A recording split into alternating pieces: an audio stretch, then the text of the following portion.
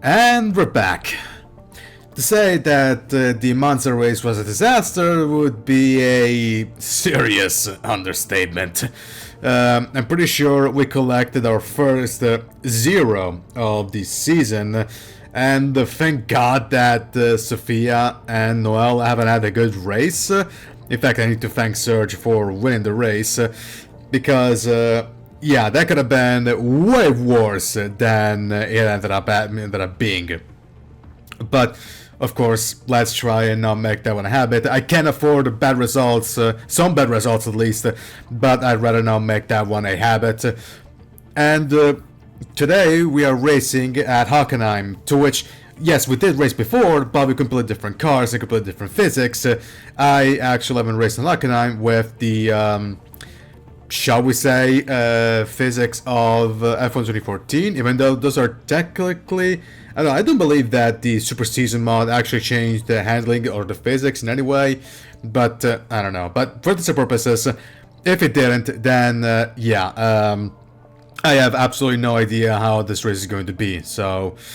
Yeah, oh, I also forgot that I also raced here in the 1980 mod, and it was also, I mean, that race was actually going well, and then I crashed out, but yeah.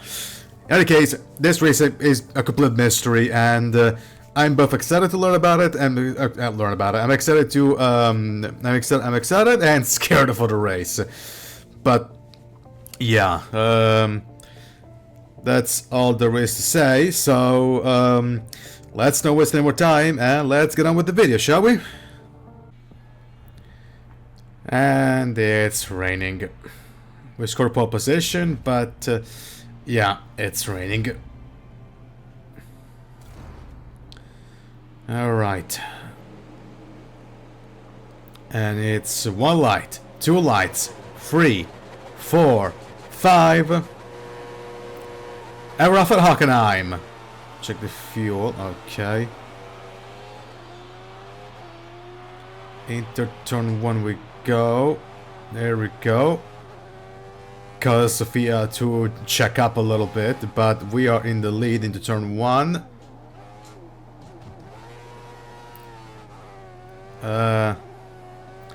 Did I say it's going to rain? It's going to rain for the whole race.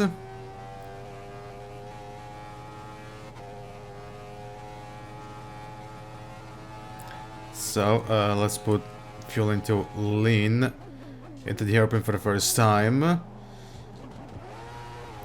And of course I'm going to explain a bunch of things in a little bit. Let me just complete lap number 1.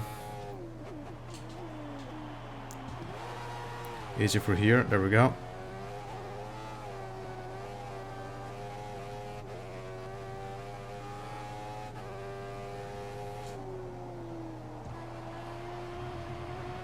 Okay. Is this still called the mobile curve? No, okay. Now everyone knows it as the curve where Vettel lost his 2018 title, but still, pretty sure it's still called the mobile curve. And lap number 1 is complete. And now time to explain why the track looks like this. The original plan was to use the track that came with the Super Season mod and the banners from the modded banners from the 2025 mod, which is the one that I've been using for all the tracks that we went at before. And the only change that I did was to change the Pirelli banners to Michelin tires, to Michelin banners. But the problem is that they didn't. What Fang Guyan and his mod team did was to change how the not only how the banners looked, but also where they positioned. And if I did override the files, all the banners will be completely black, except for the banners on the except for the banners on the surface, everything was completely black or glitched out. So what I decided to do was to use the 225 version of Hockenheim, which had the banners, of course, the ones that I wanted to use, but unfortunately there was one little problem. Now, it's gonna be coming up in a little while, but before I explain that, because of that problem, that wasn't feasible, and I ended up changing it last minute to the vanilla version of Hockenheim. And the reason why there aren't any banner changes, because by last minute I mean I literally just swapped the folders from the 2025 Hockenheim to vanilla Hockenheim, and of course I didn't want to waste time retexturing. Oh, by the way, in this part over here, right before the start finish straight, all the cars went wide. So yeah, that would have been a pretty easy win. I mean, right now it's being a pretty easy win because I'm like 2.5 seconds from Sofia, but that's besides the point. Yeah, I literally just changed the tracks from the 2025 Moto one to the vanilla one, which just explains why the ideal trajectory is now colored instead of completely black.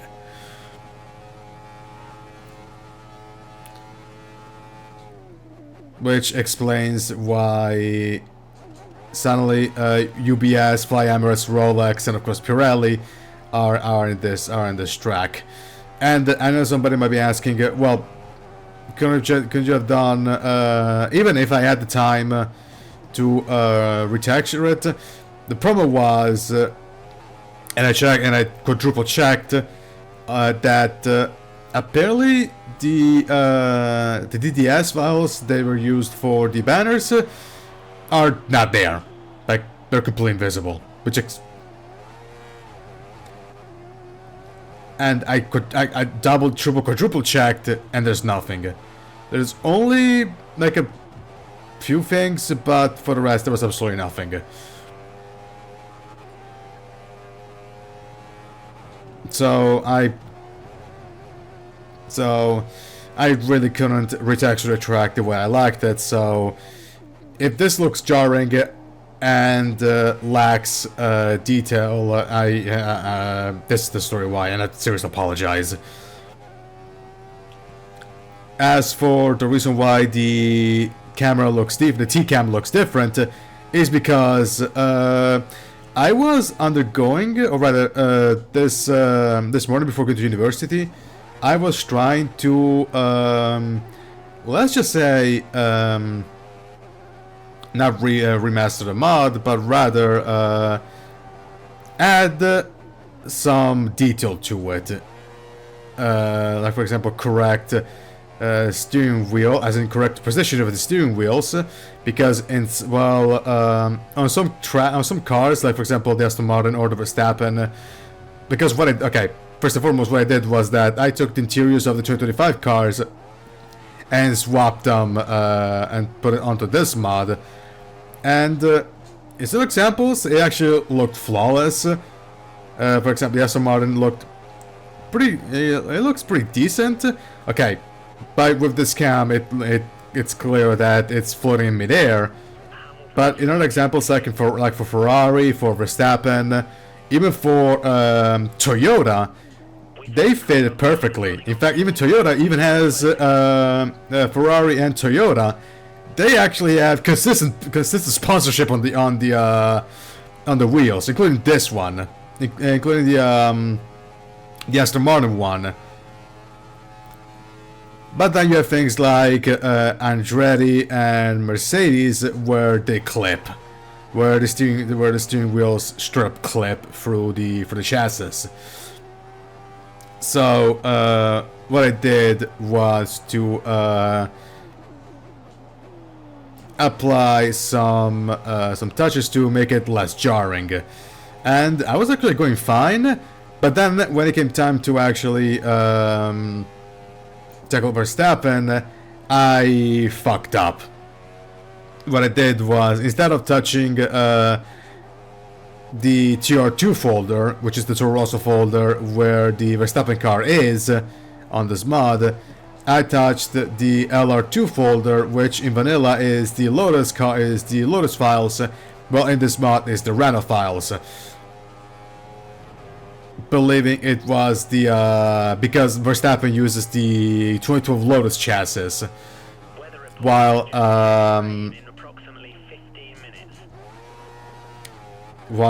Renault uses the Toro Rosso chassis, if I remember correctly. Basically, I completely screwed up, and I deleted that folder, and yeah, that was basically it. Now, I might try... Now, the experience did succeed, so chances are I might actually try it on this folder anyway, without making any backups, but still, that was pretty awful.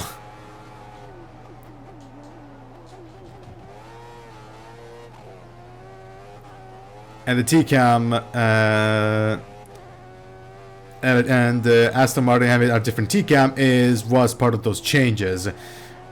Because, in all fairness, I didn't really like the normal cam, and because this from the chassis that the Aston Martin uses is the 2010 Sauber, it uses the TCAM from F1 2012, which is much more on the left, and that it looks ugly as sin. You're losing a small amount of time to the car behind. Keep pushing. No shit, no, that's not what I wanted to do. The TCAM on F1 2012 is, even on F1 2011, if I remember correctly, was very much on the left, and it looked ugly as hell, so... I picked a camera.xml file from another car, and I say it actually looks pretty good now. So, I'm satisfied. It also hides the helmet, so yeah, there's also that additional detail.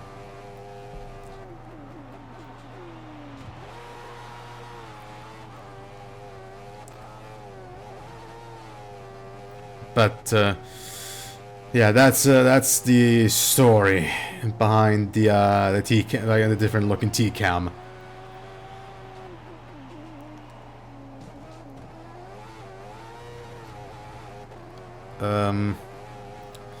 Also, one thing that I didn't mention is that I completely forget. Well, I didn't mention because I completely forgot about it, but well, I did say that Formula Fantasy was the next project I'm going to tackle. In reality, there was another project that I started but never finished, and that was The Roar Before FAS. That got cancelled because which was stopped because I started the first incarnation from IS. Then that got stopped, and then and they ended up also cancelling Formula AS, The Roar Before FAS, and in all honesty, I want to revive that project and then do Formula Fantasy. Because, but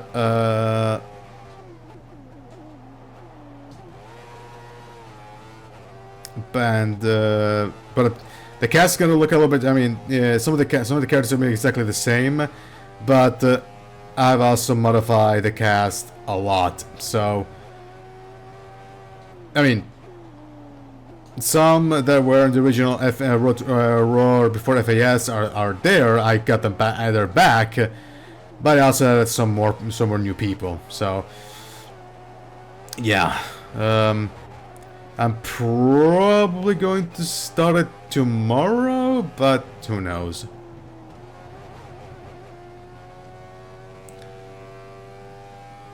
And there's also a project that I just thought of that I'm not going to mention anything, so yeah, I'm not gonna say a single word about that project. But in the meantime, we are 3.2 seconds from Sofia, which is good. I mean, we're far away. I mean, we haven't pulled away, but we have managed to at least keep the gap.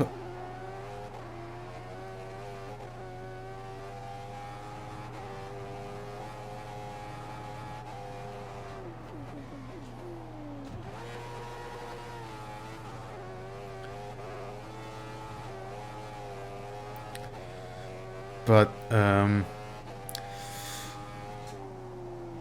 okay. We think there's a chance of heavy rain in 10 minutes' time. Ah, for fuck's sake. Well done. That sucks. 10 minutes would be, what, around, lap 18, 17?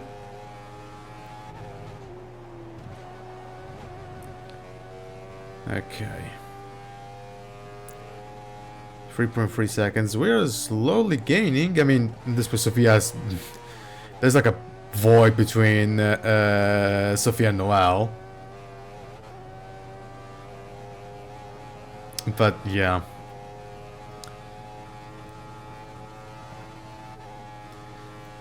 In all fairness, I actually don't have many topics to talk about in this race because, again, I was solely focused on giving the mod some bells and whistles, or rather fixing the bells and whistles that this mod already had, and ended up scrapping all of that. But I mean, I guess technically there is one topic to talk about, and that is the fact that Formula 1 is coming back next week, this week. And at this point, what else there is to say about the 360 season hasn't been said already, outside of the chances that because of what's going on in the middle, what's going on with Iran, chances are that the Saudi Arabia, that Bahrain and Saudi Arabia will be cancelled, and from what I read, Imola, Portimao, and what was it again? And Istanbul could be the tracks that could be getting a call in case they cancel those races. And according to Carlo Vanzini, who was the commentator for Sky Italia for the Formula 1 races, apparently even Malaysia is considered for as a replacement track. But he stated that feels impossible because at this point it's a little bit too late to send the tires to Sepang. It's a little bit too late to, you know, find the proper tires, do the testing, and then ship the tires to Malaysia.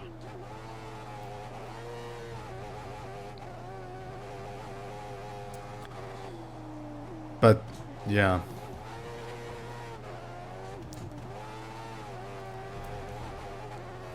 Unit time, no fast lap of the race, but yeah.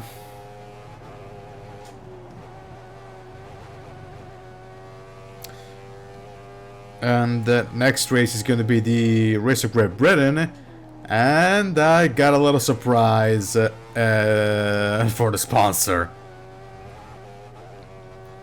I'm going to say just a couple of hints.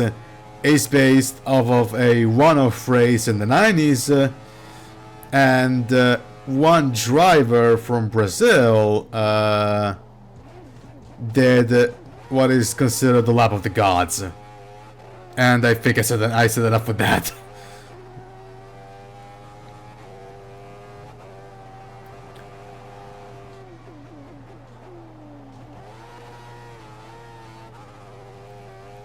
But yeah, okay, somebody retired.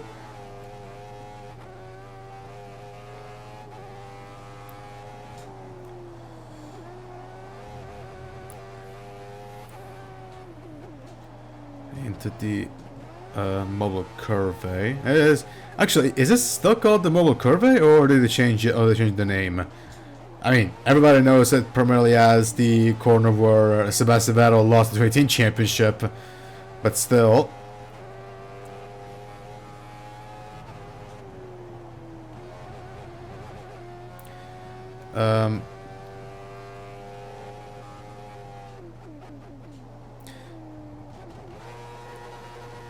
Okay.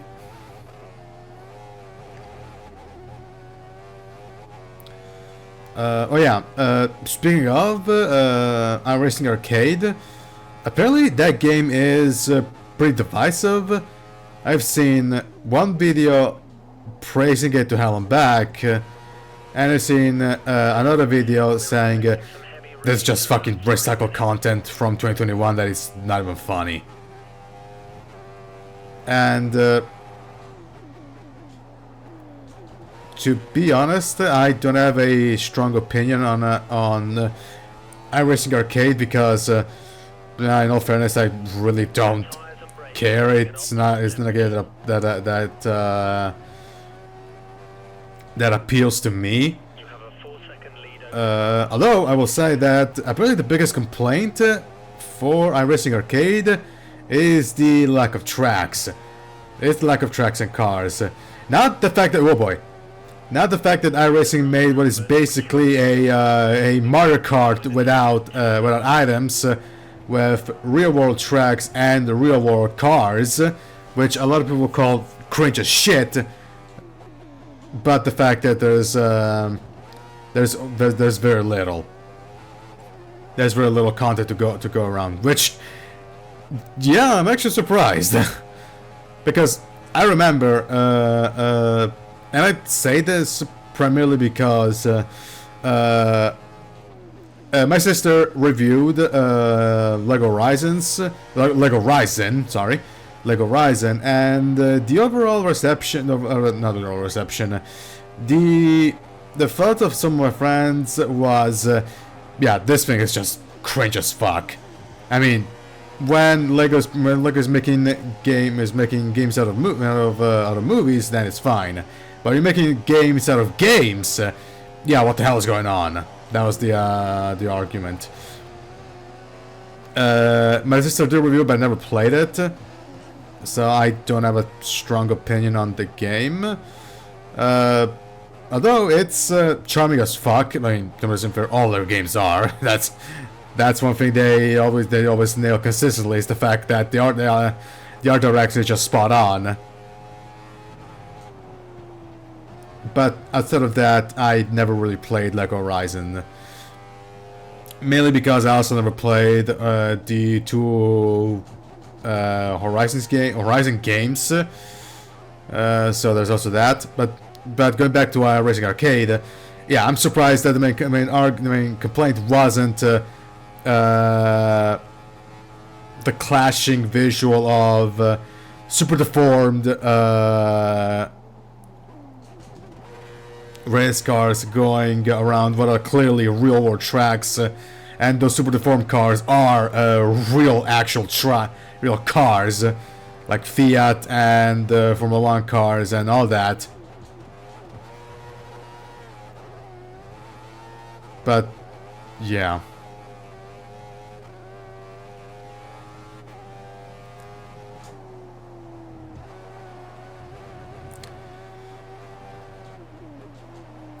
In fact, actually, I should probably say that I'm honestly surprised that iRacing even decided to do something like this in the first place, because this is iRacing, the same guys that made one of the most advanced simulators on the market right now, and are the minds behind games like IndyCar Racing 2 and NR 2003. Which even after iRacing, the NR 2003 has still been used by NASCAR drivers for training.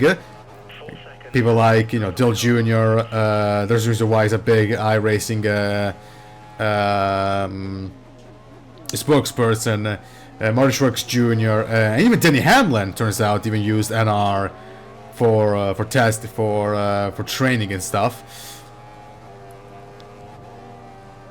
Doing a cartoon arcade game. That's like having like with Nintendo making a super realistic car game and super realistic Mario Kart game. That's how. That's how.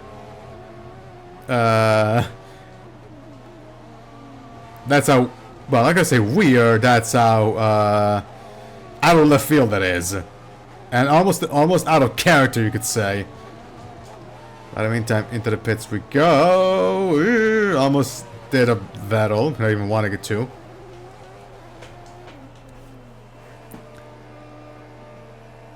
Okay, Sophia's follows us into the pits. And out we go. And we rejoin the track in the third. The track is clear.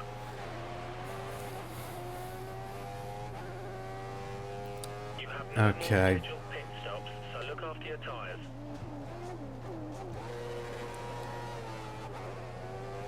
It seems everyone's complaining about the track conditions. Keep your focus. Okay, so should be our first warning that we have to switch over to wet tires. We believe the car ahead is running standard revs. Standard revs.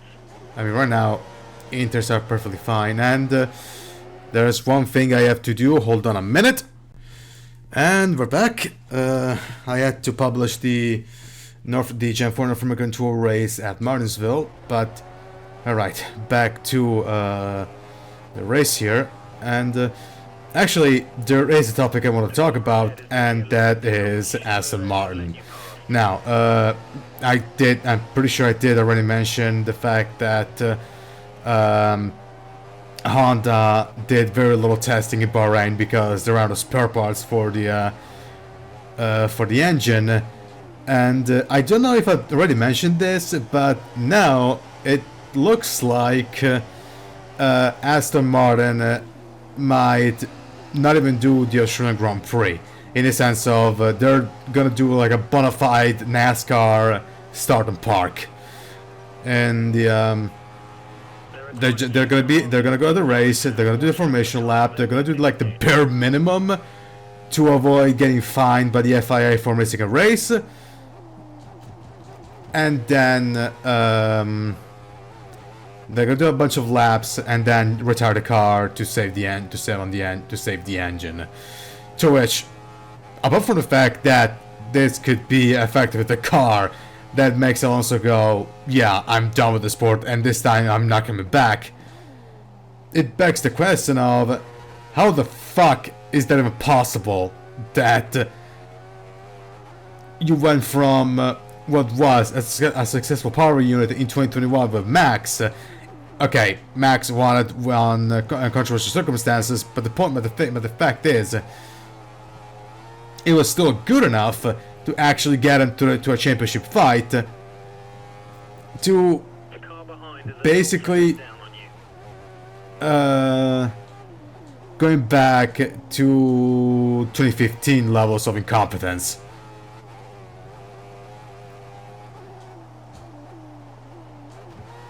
And you had like several years of preparations to actually get the engine up and running. So how is it even possible that help this is actually even worse than fucking McLaren Honda, because at least in 2015 yeah, the car was bad, but it wasn't this bad that both their drivers were told by Honda, yeah, don't get excited too much because you guys are not gonna do the race. We don't have money to make new engines, so yeah, just park the car once, just get out and just start a race, and then let's get out of here. I mean, this is not even GP2 engine. This is fucking arguably not even Formula 3 engine. This is straight up Formula 4 engine, Formula Regional engine. Thinking about putting a set of full wets on. We've seen a few people change over. Okay, you know what? Sure. Got lean mix and. We have some spare fuel. You should consider turning up the No, engine that's for not what I a meant to do. Shit. I mean, the tires are getting pretty cold, so... Tires wet. No, not the intermediates, for fuck's sake! Intermediate tires confirmed. Well, there we go. Need to do another lap.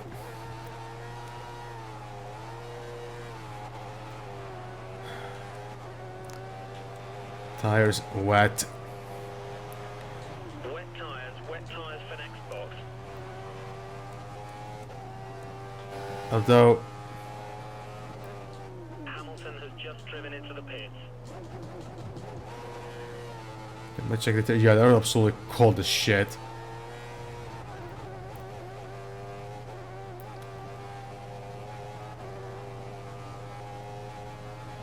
But yeah, it's just the fact that Honda are back at being trash is just fucking mind-boggling. I mean,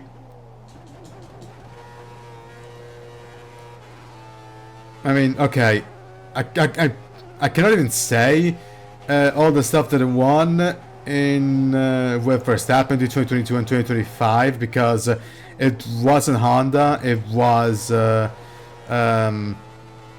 Red Bull taking over Honda's Honda's engine division, but still,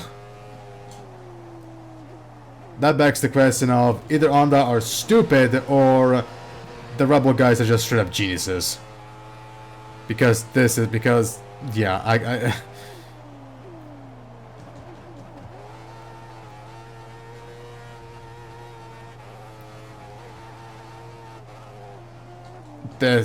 this situation is just, yeah, I have no idea how to describe the situation. Fucking poor Fernando is gonna have like absolute fucking is gonna have PTSD every single race to those days where he was stuck with a bad McLaren. Good God. The poor guy needs to stay away from Honda. Like, seriously. If he ever decides to go back and if he ever decides to race in NASCAR, he better hope that Honda does not join in. And that none of the teams that could potentially... and he has to hope that none of the teams that are interested, could be interested in his services are Honda teams.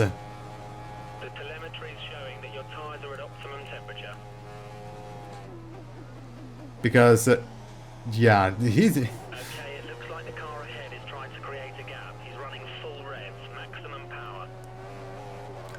The whole thing is just fucking absurd.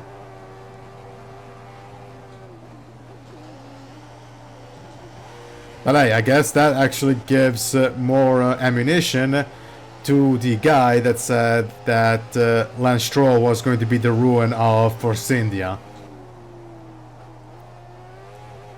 Because apparently, car behind is 4 seconds.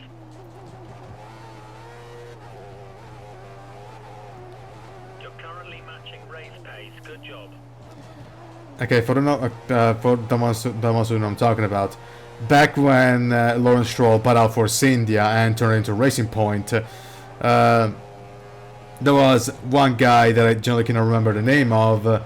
That he absolutely fucking hated the decision, and basically stated, "Oh, so not only outside of the whole, Lawrence Stroll legitimately bought the whole team just so that Lance could get a seat." He also stated that he also said, "Now thanks to this, they basically doomed Force India to death." And solely blame Stroll for why Williams went from the third best team, second/third best team on the grid in 2014 to basically straight up back markers in 2017, from 2017 onwards. And now I guess you could say, see, not only is he's brought Aston Martin to his knees, even Honda are now trash because of him again. There's enough fuel to run in high mix mode if you feel you need it. Turn fuel to rich. But yeah,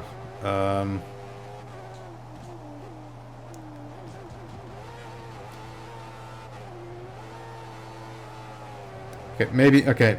It's also true that maybe all this stuff is overblown and maybe the Aston Martin is a good car. Maybe they managed to fix the problems and it's going to be a competitive car. They're going to have a competitive car and engine in time for Melbourne, but who knows.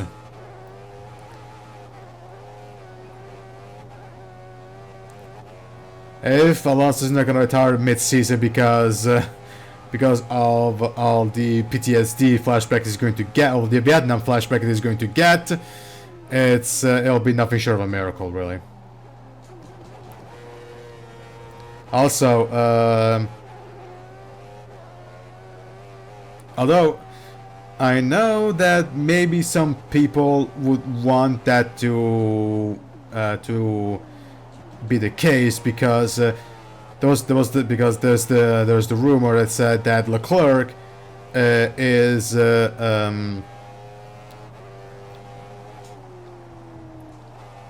might be going to Aston Martin if Ferrari are going to be nowhere near the championship fight once again this year.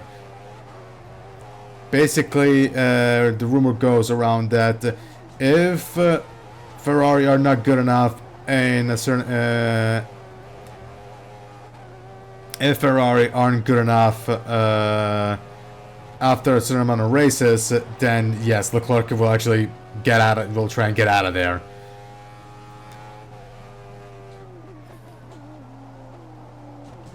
And now chances are, with Aston Martin being straight up dog shit, very likely to be the potential divorce team on the grid, maybe he could think twice about leaving Ferrari. Because at least he could say, okay, the situation is not good, but at least I have a chance of actually scoring podiums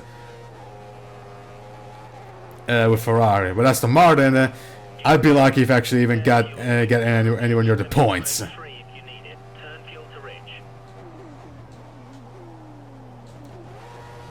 So yeah. But in the meantime, 10 to go. Yeah, as I said, I am honestly excited for come on, we're here, suffer the DNF, don't suffer another one. But yeah, that said, I am really curious to see what's going to happen this year. And also the dancing rear wing that Ferrari called Macarena. Yes, that's actually called it. Apparently it won't be making its debut until round 7. So yeah, let's see if this thing is actually going to be as if this weird thing is going to be as good, or it'll be just like fancy window dressing or some shit like this. I don't know.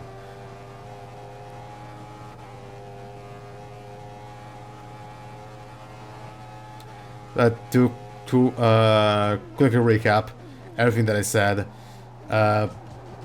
Aston Martin might be in trouble. They might not do the first race.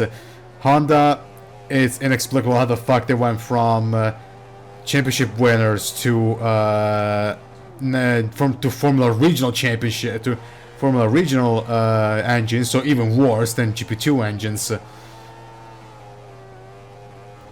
And this failure could potentially cause Leclerc to abandon his quote-unquote aspiration of joining Aston Martin.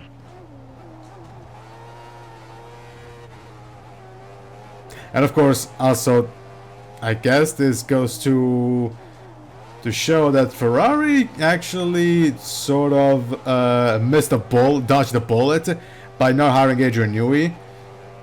And also, I guess you could say that Adrian Newey also dodged the bullet by not joining Ferrari because, yeah, if that car was a Ferrari instead of an Aston Martin, people will be screaming, the media and the fans will be screaming for everybody's heads. From John Elkann to like the fucking the guy that cleans the latrines.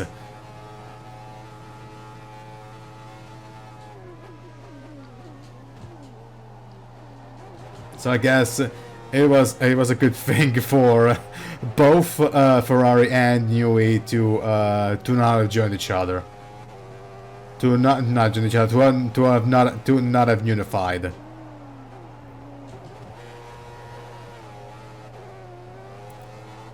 Because Ferrari avoided what could have been a potential PR nightmare,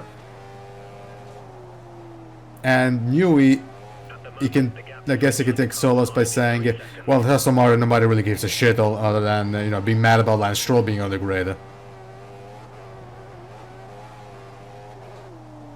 So I guess it's kind of a win-win scenario. Although it's more on a win scenario on Ferrari's part, because yeah, if the car ends up being good this year, yeah. It turns out that they didn't need Newey. Starting to catch you.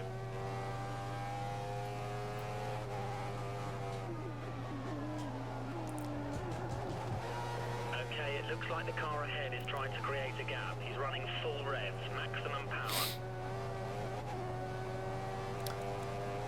Okay, do I want to risk it and get some? You know what? Sure. Standard mix. There we go. Let's try and catch up to Noel and the Red Bull.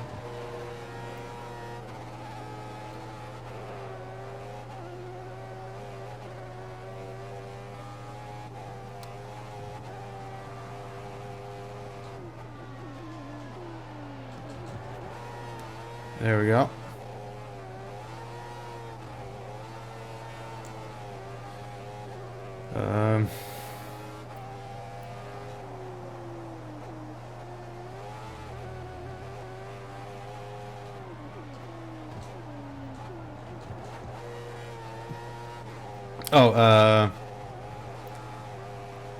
I will say this. If Tyler Reddick manages to go 4 in a row at Phoenix, yeah, I think he's has to be considered like a super favorite for the championship.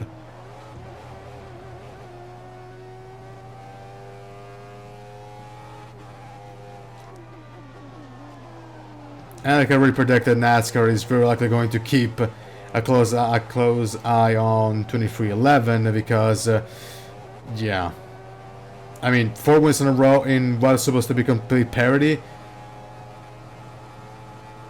Of course, I'm not saying that 2411 are cheating, but NASCAR is definitely going to check if something is everything is all right. Although, that this is just me poking fun at conspiracy theories, but I can already imagine people going conspiracy theories saying that 2311 is actually cheating, but NASCAR is not gonna do a single thing about it because they got embarrassed by the lawsuit, and they don't want to risk another black eye in case, or rather another slam dunk in the face of Michael Jordan in case it turns out that the cars are 100% regular. In the meantime, they're being held up by Makoto's car. Fuck. You've taken some slight damage to the front wing. You should be okay. And looked like I actually did like a big brain move, and turns out, nope, I fucked up. But in any case, there we go. Past Surge.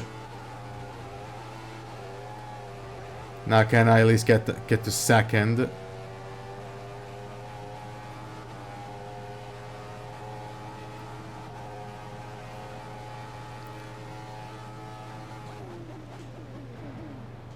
Dive, but nope.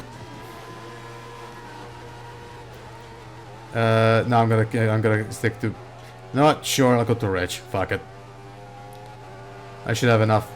Yeah, I should have enough fuel to stay rich for the rest of the race. Pretty sure.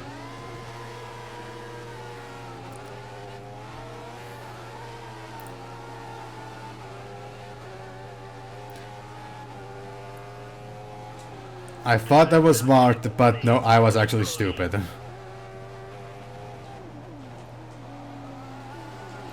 I thought that I could pass I could hit 2 birds with 1 stone, but nope. I ended up hitting myself with the stone, right in the eye.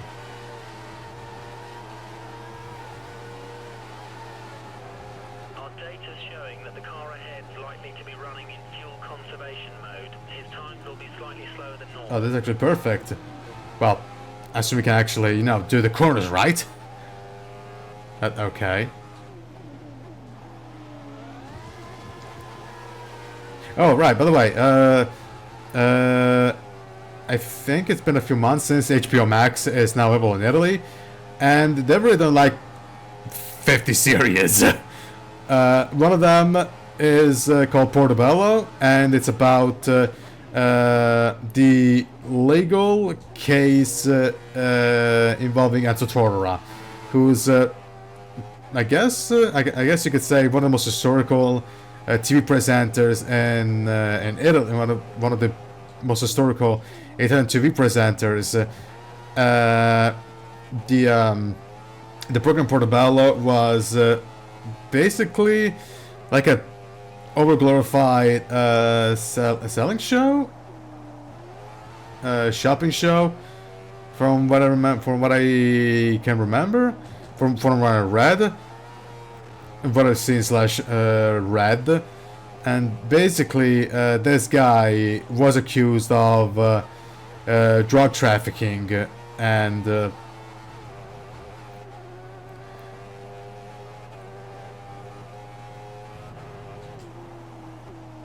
he was accused of drug trafficking by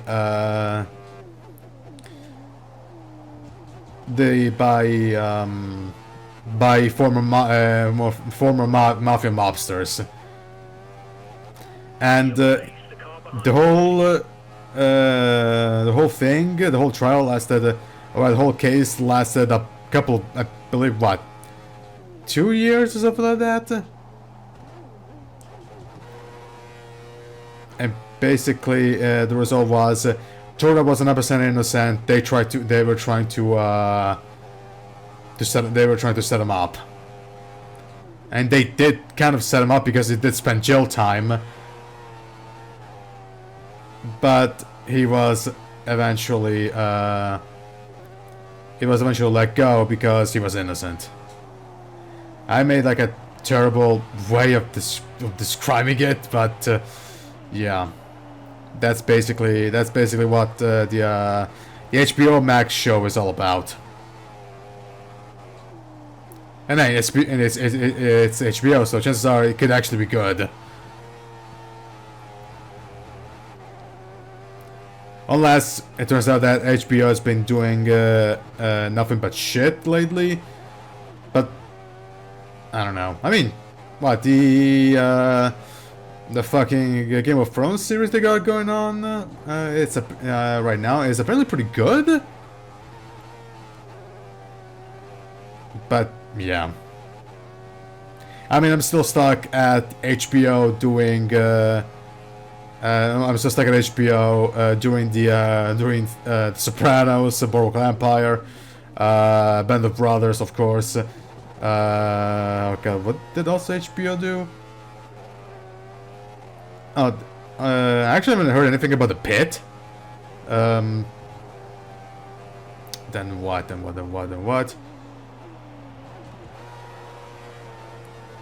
the brother Rome, true Rome. And that's basically it for all the. Oh, and was the Pacific made by HBO? I think I'm pretty sure should have been. It's like what, the quote unquote sequel of Band of Brothers, the Pacific. So that's gotta be made by HBO too. Of course, Game of Thrones. Of course, how can I forget Game of Thrones? Speaking of Game of Thrones, House of Dragon, I remember when it was announced, a lot of people hated it. I hated the teasers, and at one point I even read that the reception was so negative that HBO canceled the series entirely because of the poor reception. Now, I can't really remember where I read it from, but now, you know, that's complete bullshit, but still. I remember that people did not like that teaser. And they were convinced that it was going to suck. Now, for the first season, at least I remember hearing a lot of people being pretty good. For season 2, I have zero clue. I legitimately never heard anything about Season 2 of House of Dragon, so yeah. But basically I'm stuck at those stuff, and I have no idea if HBO has done a string of bad stuff like, I don't know, Netflix or... has Prime? Actually, did Prime do... I mean, not Prime, Paramount Plus. Of course, the Halo shows about disaster, Knuckles. It's underwhelming, but I'm gonna cut all of that because final couple of corners, I need to remain straight, and we're going to finish the race of Germany in second place.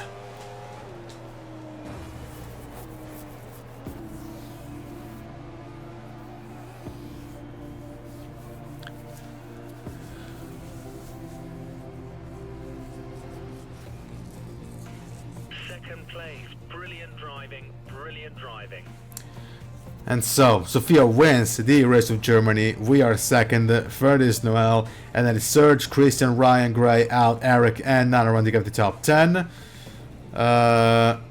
Okay, what the fuck happened to Tsubami?